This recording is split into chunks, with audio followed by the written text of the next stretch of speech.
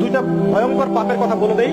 এই দুইটা পাপে যারা আসক্ত হয়ে আছে তারা তওবা করে ফিরে আসলে পরেও সারা জীবন তাদেরকে এটা সাফার করতে হবে।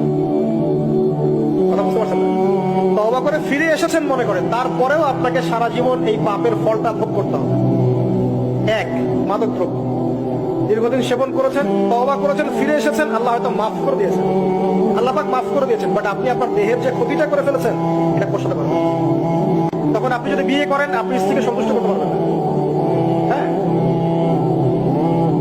দুই নাম্বার হচ্ছে এই যে গোপনে যুবকরা যে পাপটা করে, মাস্টারবেশন, যেটাকে আমরা বলি হস্তমৈথুন, এই পাপ যেসব যুবকরা করছে বা করে, এবং অ্যাভেলেবেল এই পাপটা সবাই করে, কারণ এখন পর্নের যুগ, পর্ন দেখলে তার কোনো উপায় নাই, তখন তো এই পথেই যেতে হচ্ছে, নিজের উপরে নিজেকে জুলুম করতে হচ্ছে। যারা হস্তমৈথুন অভ্যস্ত হয়ে গেছে এরা যদি তওবা করে ফিরেও আসে, শরীরের যে ক্ষতিটা হয়েছে এটা পূরণ হবে না। এখানে আপনার দেহের ক্ষতি, আপনার মস্তিষ্কের ক্ষতি, আপনার পরিবারের ক্ষতি, এমন আপনি যদি পরবর্তীতে গিয়ে পরিবার গঠন করতে চান আপনি সুখী পরিবার গঠন করতে পারবেন না, কারণ ভিতর থেকে আপনি নিজেকে শেষ করে ফেলছেন। গোপন পাপে লিপ্ত হবেন না, আপনি যৌবনকে ধরে রাখেন, ইনশাল্লাহ দেখবেন আপনি সারা জীবন এনজয় করতে পারবেন ইনশাল্লাহ। কিন্তু যদি এখন নিজেকে শেষ করে ফেলেন, এখন নিজেকে শেষ করে ফেললে আপনি বিয়ে করলে পরেও দেখবেন আপনি পস্তাচ্ছেন।